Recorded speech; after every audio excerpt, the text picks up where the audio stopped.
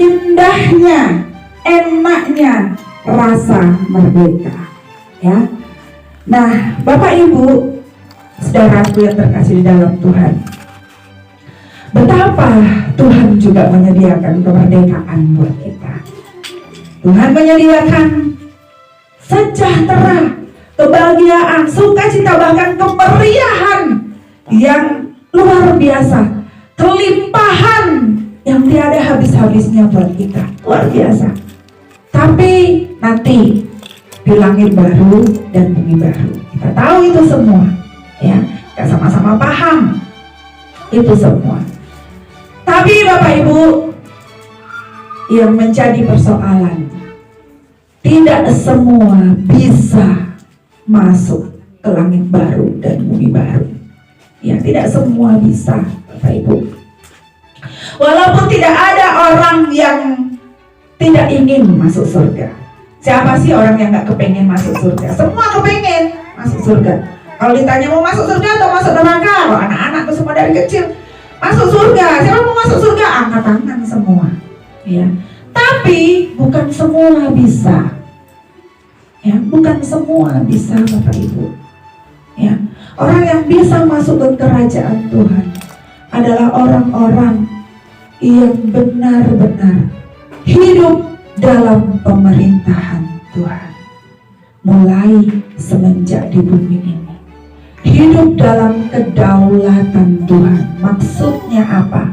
Kalau di bangsa Indonesia adalah kedaulatan itu ada di tangan rakyat, ya kan? Bangsa Indonesia kan filosofinya begitu, kedaulatan ada di tangan rakyat. Artinya apa? Apa suara rakyat? Itu yang disuarakan kepada pemerintah dan itu kemudian menjadi kebijakan. Kebijakan yang harus diikuti bersama, ya kan? Kedaulatan di tangan rakyat. Nah, kalau dibilang kita hidup dalam kedaulatan Allah, berarti pemerintahan tertinggi, keputusan tertinggi, kehendak tertinggi itu bersumber dari Allah. Ya. Nah, ada nggak orang yang hidup dalam kedaulatan Allah sekarang ini? Ada nggak? Jarang sekali kita temui, Bapak Ibu. Jarang sekali kita temui. Yang ada hanyalah hidup dalam kedaulatan sendiri. Suka aku mau apa? Suka aku menghabiskan waktu buat apa? Suka aku menghabiskan uangku buat apa? Suka aku menghabiskan pikiranku buat apa? Suka aku mau ngomong mulutku. Suka aku jariku mau ngetik apa di gadget. Suka aku. Kedaulatan siapa itu? Kedaulatan sendiri. Ya. Susah untuk kita temukan orang-orang yang benar-benar hidup dalam kedaulatan Allah. Kalau orang itu tidak mengasihi Allah, itu kuncinya. Ya, kalau tidak mengasihi Allah, tak mungkin dia hidup dalam kedaulatan Allah. Tidak mungkin seperti itu. Ya, ada sesuatu yang menyelubungi dia untuk Roh Kudus tidak berkarya, tidak membuat dia paham, tidak membuat dia tahu, tidak membuat dia sadar bahwa Allah lah satu-satunya yang perlu dikasihi. Tak mungkin, karena hatinya udah bengkok. Seperti contoh kita mau baca ayat firman Tuhan pada pagi hari ini. Di dalam 2 Korintus 3 ayat 14 sampai dengan 18. 2 Korintus 3 ayat yang ke-14 sampai dengan yang ke-18. Nanti Bapak Ibu akan baca terlebih dahulu ayat 14, saya ayat 15, kemudian Bapak Ibu lagi ayat 16, kemudian 17 saya dan 18 kita akan baca bersama-sama. Sekali lagi 1 Korintus pasal 3 ayat 14 sampai dengan 18. Sudah ketemu semua? Sudah ketemu? Amin. Silakan Bapak Ibu baca dulu mulai dari ayat yang ke-14. 1, 2, 3, ya. Tetapi pikiran mereka telah menjadi tumpul, sebab sampai pada hari ini seluruh itu masih tetap menyelubungi mereka. Jika mereka membaca perjanjian lama itu tanpa ditinggalkan, mereka karena hanya Bahkan sampai pada hari ini, setiap kali mereka membaca kitab Musa, ada selubung yang menutupi hati mereka. Tetapi apabila hati seorang berbalik kepada Tuhan, maka selubung itu diambil daripadanya. Sebab Tuhan itu adalah roh, dan di mana ada roh Allah, di situ ada kemerdekaan. Ayat 18 bersama-sama, 2, 3 ya. Dan kita semua mencerminkan kemuliaan Tuhan dengan muka yang tidak berselubung. Dan karena kemuliaan itu datangnya dari Tuhan yang adalah roh, maka kita diubah menjadi serupa dengan gambarnya dalam kemuliaan yang semakin besar. Haleluya. Apa itu selubung? Selubung kalau zaman dulu adalah dipakai Musa, ya, karena untuk pertama kalinya wajah Musa itu ketika setelah bertemu Tuhan, wajah Musa itu bersinar, ya kan? Bersinar. Jadi supaya akabangsoi masyarakat itu tidak silau dengan cahaya yang terpancar, cahaya kemuliaan Tuhan yang terpancar dari Musa, itu tidak menyilaukan masyarakat waktu itu, pakai selubung ditutupi. Tapi apa yang terjadi kemudian? Musa punya salah di hadapan Tuhan. Ya, apa salahnya? Bersungut-sungut satu. Kedua, Musa melaksanakan hal yang Tuhan tidak suruh. Kalau nanti Bapak Ibu baca di kitab Keluaran, itu ada satu kali ketika bangsa Israel bersungut-sungut nggak ada air, ya, nggak ada air. Musa dengan marah memukul sebuah batu, akhirnya airnya yang keluar pahit, ya, karena itu Tuhan nggak suruh. Walaupun dengan mukjizatnya, dengan kekuatan yang Musa miliki dari Tuhan, dia pukul batu itu, ya, keluar airnya memang, tapi itu Tuhan tidak suruh. Ya, itu kesalahan Musa. Akibatnya apa? Akibatnya sinar kemuliaan yang dari Tuhan itu hilang. Ya, hilang. Tapi Musa gengsi ceritanya. Dia mau dianggap terus membawa kemuliaan Tuhan. Dia mau terus dianggap hebat. Dia mau terus dianggap keren. Ini loh orang yang dekat sama Tuhan. Akhirnya apa? Selubungnya tetap dipakai. Ya, selubungnya tetap dipakai karena jaga gengsi. Tengsin dong, yang tadinya penuh dengan sinar kemuliaan Tuhan, sekarang hilang. Supaya orang-orang nggak tahu, ditutupilah itu ceritanya.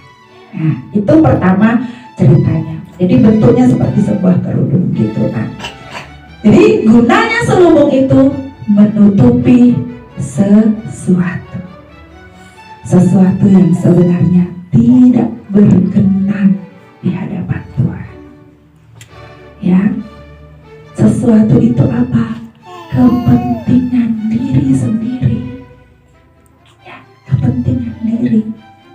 Nah, Bapak Ibu, orang-orang kayak ginilah yang zaman sekarang itu yang disebut di dalam kerajaan Tuhan orang-orang yang belum merdeka.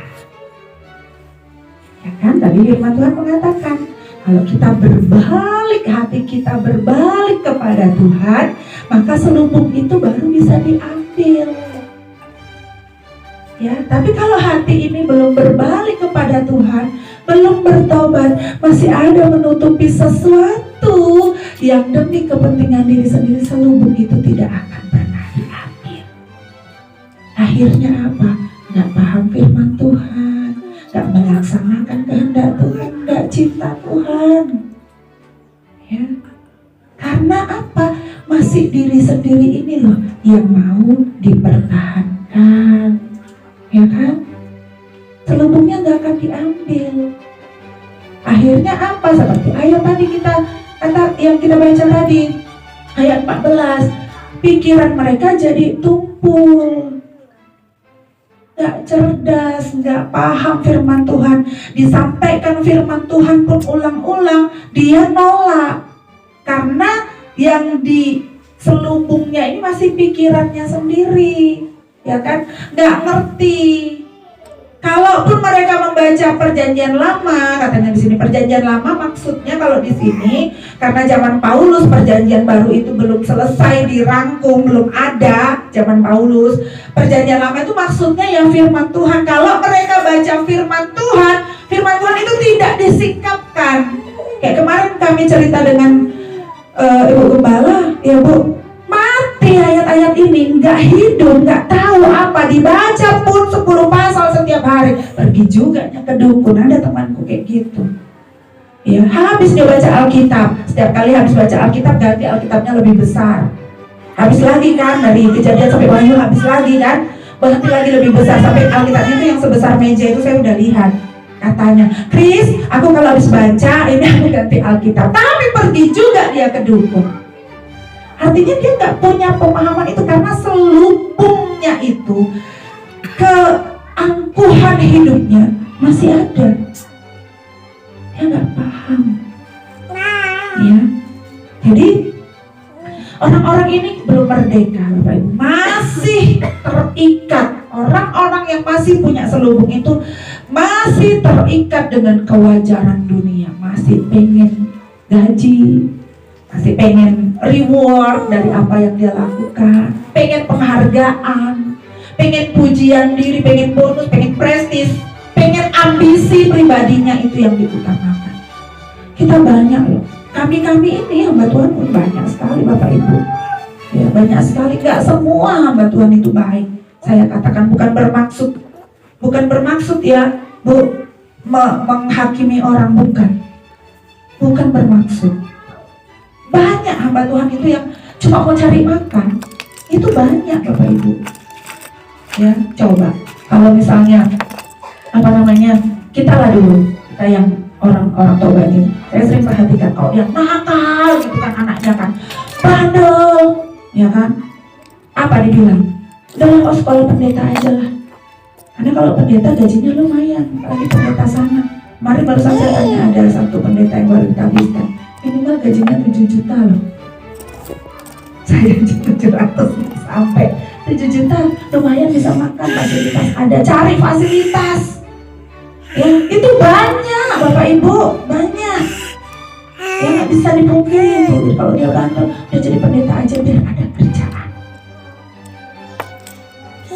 Itu kayak mana coba? Ya kan? Jadi masih cari itu, hal sia-sia. Itu harus ditinggalkan ya. Masih banyak orang Kristen pun juga kayak gini, nggak usah dulu hamba Tuhan ya, orang awam.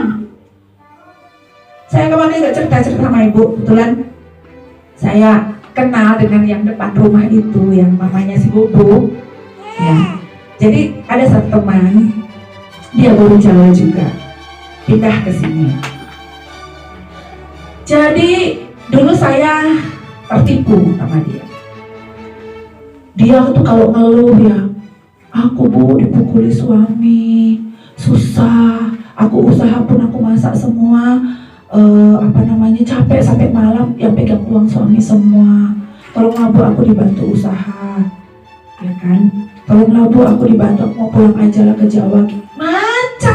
Macam lah keluhannya. Jadi kami kasihan kan. Saya beberapa kali kasih uang juga buat dia, bantu supaya dia buka usaha, kasih modal juga. Sama Pak Sibarani, Pak Gembala GBI Tambunan, kami juga kerja sama, kami kunjungi Pak sembako semua. Baru semalam saya tahu, karena saya tanya, Bu, ternyata ibu yang itu rupanya sudah meninggal ya Bu. Iya Bu, udah meninggal itu karena gula ceritanya. Nah, Kakak inilah yang melayani dia ya kayak gula sampai betisnya tuh apa. Dan ternyata pola hidup dia sangat tidak sehat. Minumnya Coca-Cola terus, habis makan minum teh manis bisa 1 teko katanya ya, minum Coca-Cola. Artinya sebenarnya hidupnya makmur, saking makmurnya dia bisa sakit gula gitu loh. Dia kalau makan daging panggang itu baru sekilo habis sama dia sendiri. Serius itu, dan banyak duitnya dia yang pegang duit. Ibu ini raja dong, kata ibu ini, baru raja udah dibayar di sini. Katanya, wah berarti selama ini jangan saya, berarti dia memanfaatkan saya, dia menipu saya. Tapi dia mati tidak di dalam Tuhan ya. Ternyata bukan cuma saya yang tipunya, pindah-pindah gereja, semua telah ditipunya, pendeta-pendeta semua ya, demi memanfaatkan, supaya bisa memanfaatkan apa namanya, bisa dapat bantuan, dapat sembako, dapat apa. Bapak Ibu, kita di GSKI ini ya, jemaat yang dikasihi Tuhan, yang mengasihi Tuhan, yang sangat dipelihara Tuhan, jangan sampai kita memanfaatkan orang lain demi kepentingan kita ya. Buang itu jauh-jauh. Kalau kita memanfaatkan orang lain, lihat orang ini kaya sedikit terus kita langsung PDKT, langsung apa? Bapak Ibu, stop. Kalau kita memanfaatkan orang lain, berarti kita menghina Tuhan yang maha besar, menghina Tuhan yang maha kuasa atas hidupmu, menghina Tuhan yang punya segala sesuatu yang bisa mencukupkan kita semua. Amin. Gak usah andal-andalkan orang ya, gak usah memanfaatkan orang, janganlah. Berusaha sendiri ya. Gak bisa, ya udah sendiri. Kalaupun gak ada, seperti kata Daud ya, walaupun dagingku dan batinku ini habis lenyap, gunung batuku, pertolonganku itu tetap siapa? Tuhan. Udah biarin. Kalaupun kita harus gak makan istilahnya, gak usah kita manfaatkan orang ya, menghina Tuhan. Nah itu banyak. Akhirnya si ibu tadi meninggal dalam keadaan yang penyesalannya sangat tinggi ya. Menyesal. Dia tidak gunakan kesempatan yang ada. Padahal itu gula itu kan pelan-pelan ya. Gula itu sebenarnya pelan-pelan, bukan langsung sakit gitu kan. Tapi itulah jahatnya gula. Pelan-pelan. Harusnya ketika mulai terjadi itu dia mulai cari Tuhan dengan sungguh-sungguh, mengasihi Tuhan dengan sungguh-sungguh. Tapi ini tidak. Akhirnya dia mati dalam penyesalan, dan sedihnya kita tahu dia tidak ke LB3 ya Bu. Sedih kita karena itu teman gitu ya. Tapi baiklah Bapak Ibu, kita mau selubung dalam hati kita, selubung dalam hidup kita ini Tuhan buka. Tapi Tuhan tidak akan buka kalau kita masih daging kita ini, kedagingan kita ini masih hidup ya. Keinginan daging kita pelihara, daging kita kasih makan, kesenangan kita sendiri kita kasih makan terus, kita maui terus apa yang keinginan diri ini kita mau, kita turuti ya. Contohnya kayak orang kecanduan itu ya, kecanduan narkoba itu kan, dia mau itu dan harus dimaui. Kalau kayak gitu terus kita maui semua keinginan daging kita, gak matikan daging, gak potong-potong daging kita, gak kita persembahkan kepada Tuhan ya, udah selubung itu akan terus ada. Dan kita gak bisa menghayati kehadiran Tuhan, kita gak bisa melihat Tuhan, dan kemuliaan Tuhan tidak akan pernah terpancar melalui hidup kita. Intinya Tuhan gak berkarya dalam hidup kita, tidak berkarya ya. Nah ini yang bahaya ya. Satu cirinya Bapak Ibu, orang yang menghayati Tuhan, yang mampu melihat Tuhan, yang mampu melihat kasih Tuhan, satu cirinya perlu Bapak Ibu catat, dia tidak akan mengambil bagian terkecil sekalipun untuk dirinya sendiri. Untuk dirinya sendiri akan diambil terkecil sekalipun ya, akan dia ambil.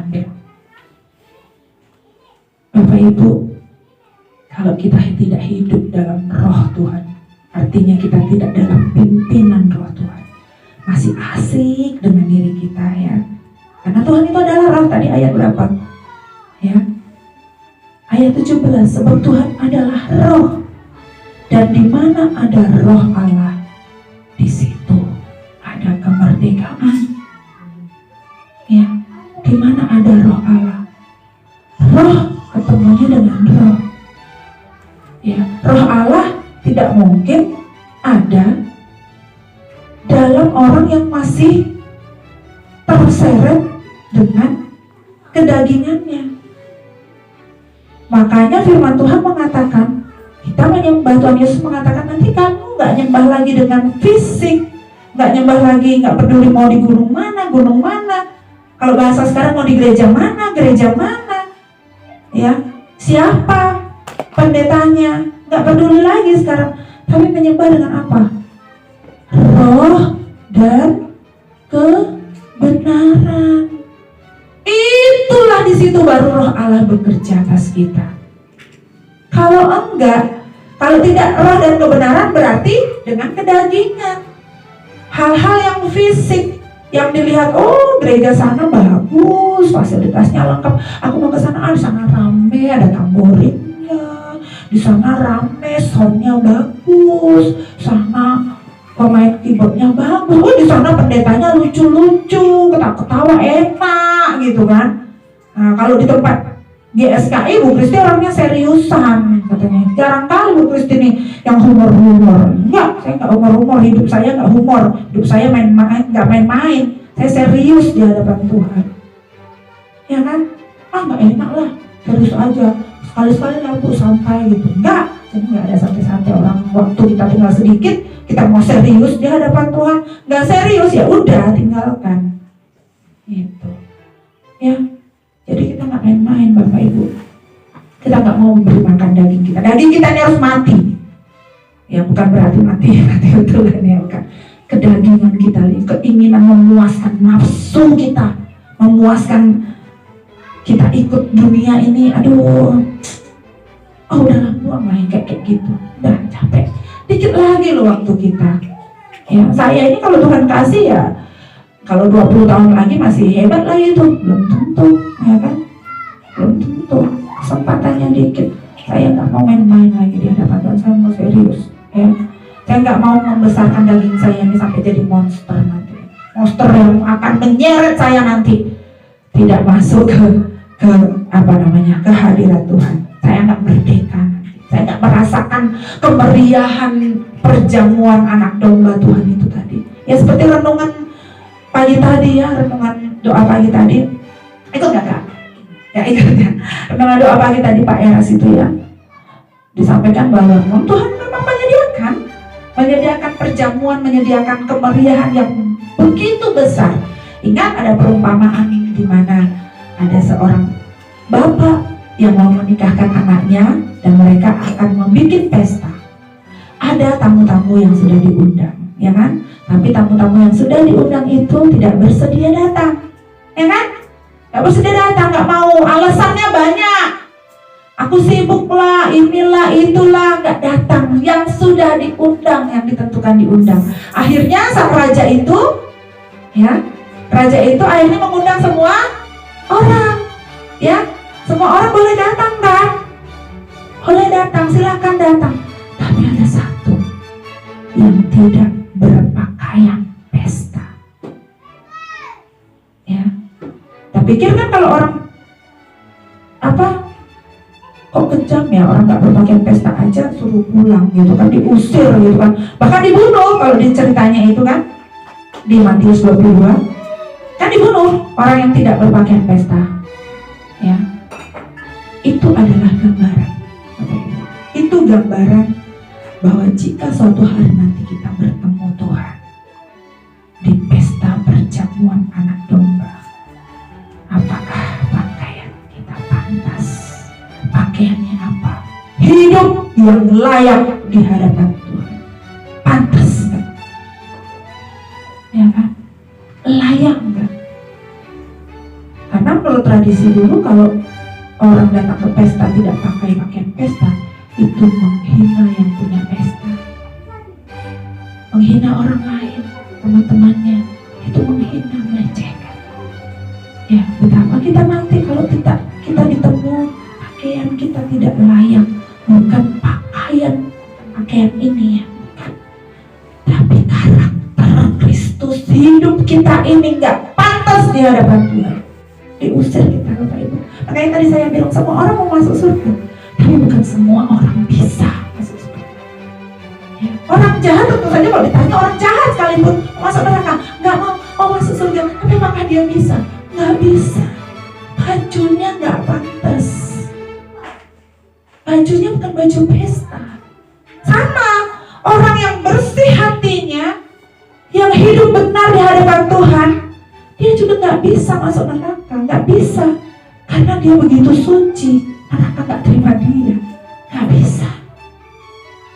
Tempatnya bukan di situ, itu udah otomatis Bapak Ibu. Jadi mulai sekarang ya, pesan tadi doa pagi itu bagus sekali. Ayo kita rajut pakaian pesta, kita rajut. Tahu merajutnya?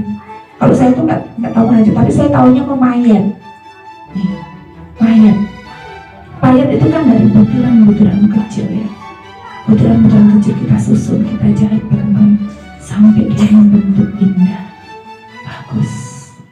Ya akhirnya dilihat, oh bagus, harganya mahal. Satu demi satu itu biji kecil-kecil itu kita gunakan, kita payat, kita rajut sampai jadi pakaian pesta yang indah. Hidup kita pun ayo kita rajut. Ya, kalau kita mengasihi Tuhan, asboha petaho, sulitnya kita merajut itu pasti kita bisa, nanti itu jadinya indah. Pelan-pelan dari hal kecil. Yang mulai dari ini loh, pikiran tuh gak ada yang melihat, cuma kita sama Tuhan yang tahu.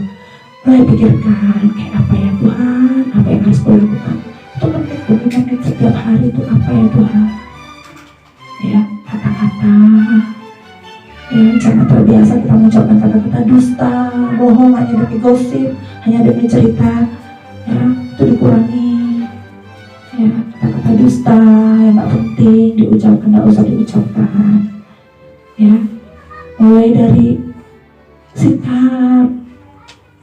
sikap tuh mulailah, janganlah nyakiti orang, jangan melawan. Kalau anak-anak yang taat, mulailah dari situ. Ya, ibu-ibu jauhkan dari pikiran iri, dengki, dendam sama tetangga. Udah biarin aja, emang kayak gitu ya udahlah kayak gitu, gak usah. Ya, mulai dari situ, pelan-pelan. Nanti hasilnya pasti indah, sampai kita layak di hadapan Tuhan. Amin ya, amin. Mari kita bangkit berdiri bersama-sama. Kita mau hidup dalam kedaulatan Tuhan. Kita mau merdeka untuk berada dalam kerajaan Tuhan. Haleluya, haleluya. Terpujilah nama Tuhan. Terpujilah nama Tuhan. Bapa, kami sudah selesai mendengar firman-Mu. Ubahkan hati kami.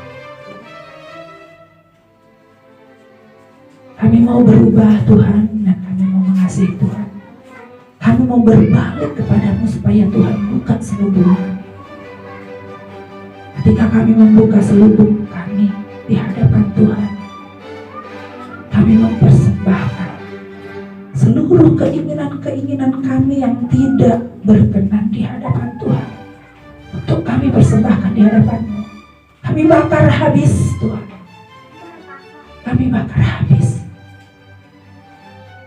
sehingga akhirnya hidup kami menjadi keharuman di hadapan Tuhan. Pimpin kami Tuhan, pimpin kami untuk selalu kuat. Kami tahu ini berat, tapi hati kami mengasihi Tuhan. Terpujilah nama-Mu Tuhan, terpujilah nama-Mu. Kalau kami sebentar mau kembali ke tempat kami masing-masing Tuhan, kami mohon penyertaan Tuhan. Kami mohon perlindungan Tuhan, pemeliharaan Tuhan, biarlah nyata sempurna dan kami boleh merasakan. Terima kasih Tuhan, terima kasih. Mari Bapak Ibu kita angkat kedua tangan kita. sambut berkat Tuhan. Arahkan pikiran hati kita kepada Tuhan. Umat Tuhan yang dikasihi Tuhan, mari kita pulang dengan membawa damai sejahtera, sukacita, kelimpahan, kemeriahan, kemerdekaan dari Tuhan Allah semesta alam yang menjadi Bapa kita, dan didikan yang benar dari Tuhan kita Yesus Kristus, bersama dengan persekutuan yang indah erat dengan Roh Kudus. Biarlah menyertai kita semua sekalian, mulai dari hari ini sampai Tuhan datang menjemput kita di awan-awan, untuk kita boleh bersama-sama duduk makan dalam perjamuan anak domba Allah, karena kita layak. Terpujilah nama Tuhan, terimalah berkat Tuhan di dalam nama Tuhan Yesus Kristus. Haleluya, haleluya. Yang percaya katakan amin. Haleluya. Ibadah kita selesai. Pengumuman kita tetap hari Rabu ada FF ya, Family Fellowship jam 7 di tempat ini. Kita akan mulai lagi, dan jangan lupa nanti kita akan makan bersama dulu. Sekali lagi kami mengucapkan terima kasih atas kehadiran Bapak Ibu semua, dan terima kasih untuk tim pelayanan dari GKKI Simpang Siromit. Biarlah Tuhan